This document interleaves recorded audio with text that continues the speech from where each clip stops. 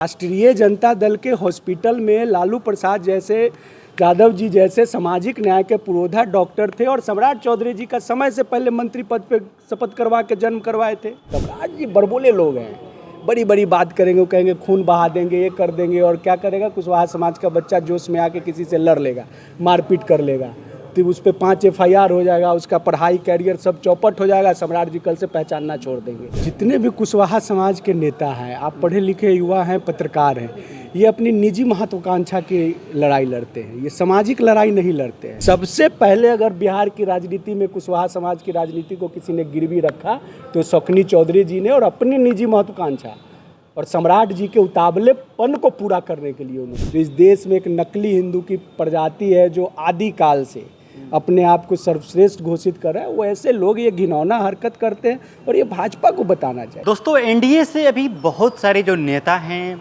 NDA छोड़कर राजद में शामिल हो रहे हैं।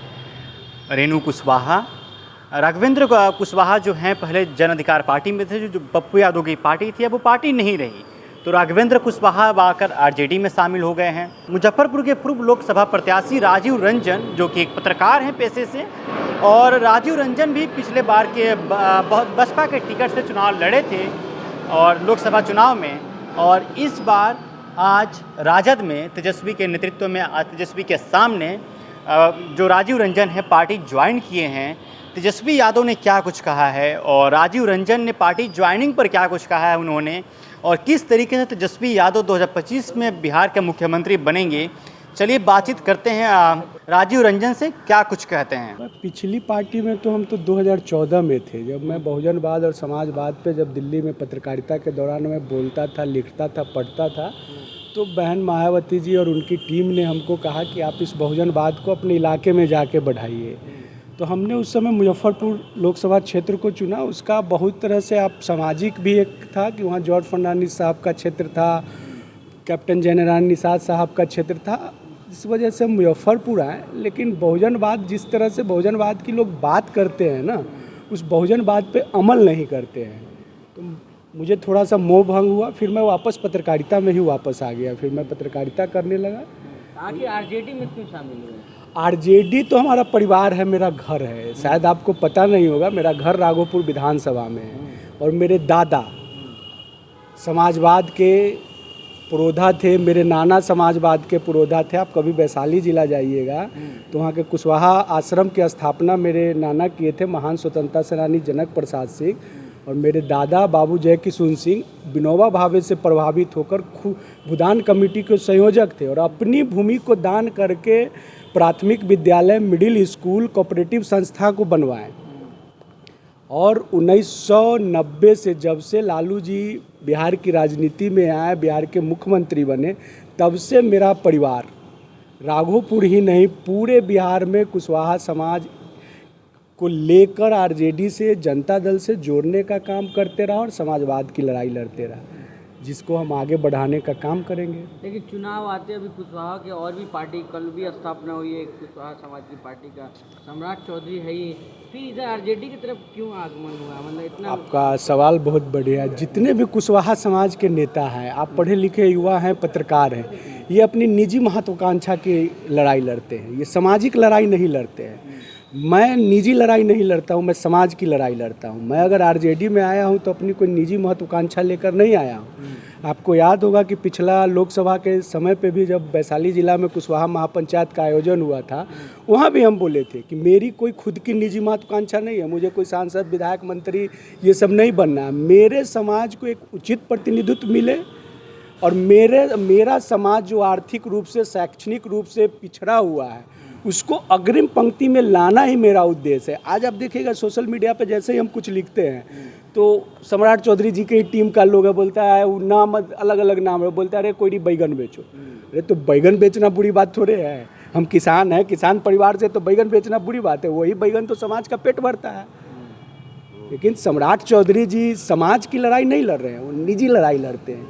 आपको थोड़ा, मेरे मित्र लोग डॉक्टर हैं तो मेडिकल का एक टर्म है, आपको भी पता होगा, प्रीमेच्योर चाइल्ड। प्रीमेच्योर चाइल्ड का मतलब समझते हैं? जो समय से पहले जिसका जन्म हो गया उसको प्रीमेच्योर चाइल्ड कहते हैं। तो सम्राट चौधरी जी का राजनीति में जन्म ही समय से पहले है। राष्ट्रीय जनता दल के हॉस्पिटल में लालू प्रसाद जैसे, यादव जी जैसे सामाजिक न्याय के पुरोधा डॉक्टर थे और सम्राट चौधरी जी का समय से पहले मंत्री पद पे शपथ करवा के जन्म करवाए थे। वो तो विजय कुमार सिन्हा जी से ज़्यादा खुद उतावले में रहते हैं। आपको नहीं पता हो तो सम्राट जी का कुछ राजनीतिक इतिहास भी पता कीजिएगा।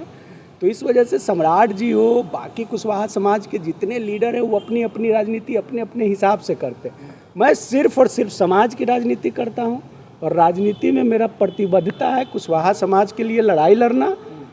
और आरजेडी में आने के बाद, पहले से भी मेरा परिवार आरजेडी में ही था, आरजेडी में भी आने के बाद युवा नेता, रोजगार सृजन करने वाले नेता, पढ़ाई लिखाई सिंचाई बुआई कटाई की बात करने वाले नेता को हमें बिहार के मुख्यमंत्री के कुर्सी पे बिठाना है। राजीव जी, पिछले बार सम्राट चौधरी बोले थे कि अगर कुशवाहा के बेटा कोई छू देगा तो छोड़ेंगे नहीं, उसके खून निकाल देंगे, उसका हाथ खींच लेंगे। पिछले बार सम्राट चौधरी बोले थे, ये बयान दिए थे।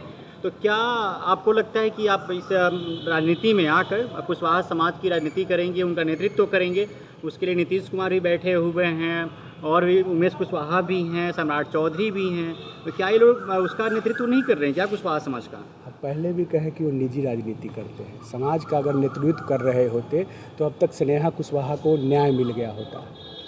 स्नेहा कुशवाहा के बारे में आपको पता होगा। आप स्नेहा कुशवाहा के कभी फादर से मिले हैं?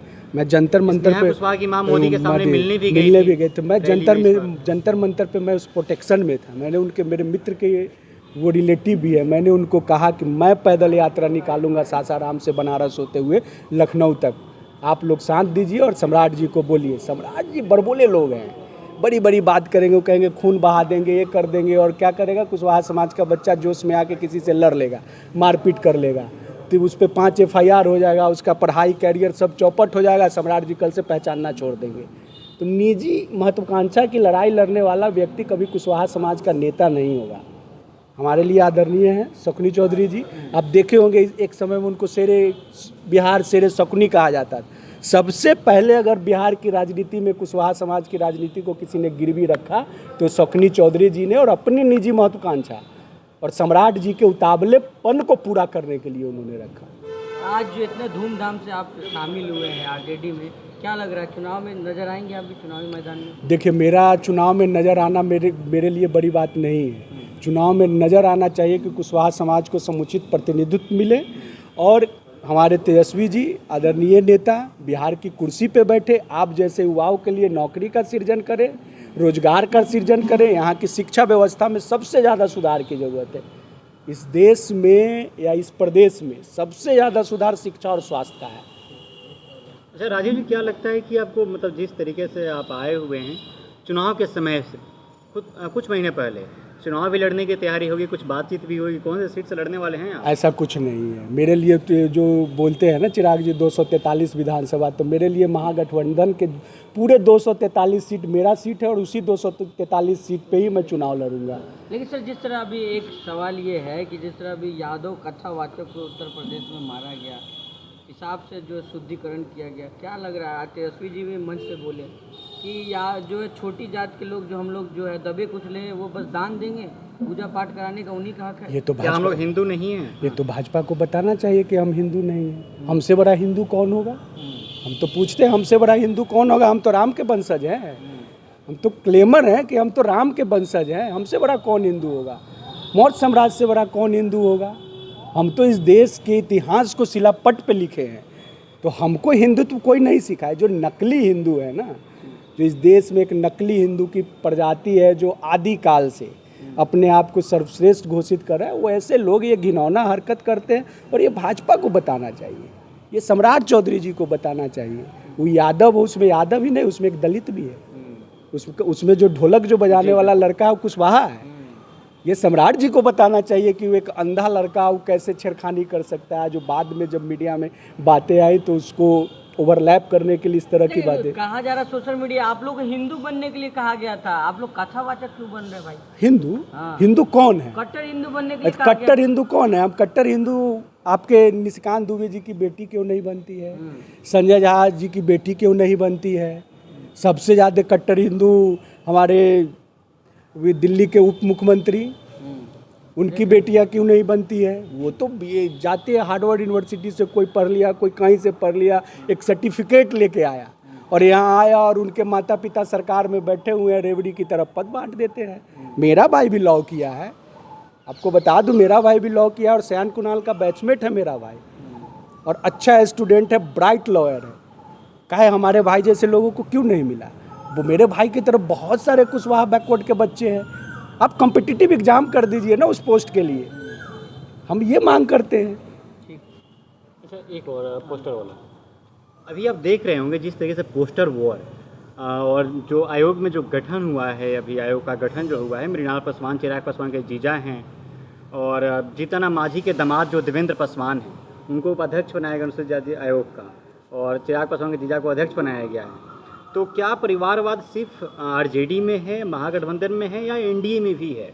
इस देश के मीडिया को सोचना चाहिए कि परिवारवाद कहाँ कहाँ है। महागठबंधन से ज़्यादा परिवारवाद एनडीए में है और दूसरे दलों में है। हमारे मित्र हैं प्रेम जी, छात्र लोक जनशक्ति पार्टी के राष्ट्रीय अध्यक्ष थे। जब हम वहाँ बैठा करते थे तो हम लोग घुटन महसूस करते थे। अब देखिएगा रामविलास जी के यहाँ तो है कि 5 लोकसभा सीट मिला तो 4-5 उनके फैमिली से ही है। 1-2 लोग वैसे लोग हैं जो आज हिंदुत्व की जो बात करते वैसे लोगों को वो सीट दे देते थे। तो आप परिवारवाद पे जीतन राम मांझी को बोलते हुए अच्छा नहीं लगना चाहिए। परिवारवाद पे रामविलास जी का लड़का, अब तो रामविलास जी तो हमारे लिए आदरणीय थे, लेकिन चिराग जी बोलते उनको बहू बेटी, बहू और दामाद का क्या इस पर तेजस्वी की सरकार बनेगी बिहार में? बिल्कुल बनेगी। महागठबंधन की सरकार पूर्ण बहुमत के साथ बनेगी और ये तेजस्वी की सरकार नहीं होगी, बिहार के युवाओं की सरकार होगी। बिहार को शिक्षा के क्षेत्र में बढ़ते हुए देखने चाहते हैं, उनकी सरकार होगी। रोजगार पलायन को दूर करने वाली सरकार होगी, स्वास्थ्य को बेहतर करने वाली सरकार होगी। तेजस्वी जी की सरकार नहीं होगी, ये बिहार की जनता और युवाओं की सरकार होगी।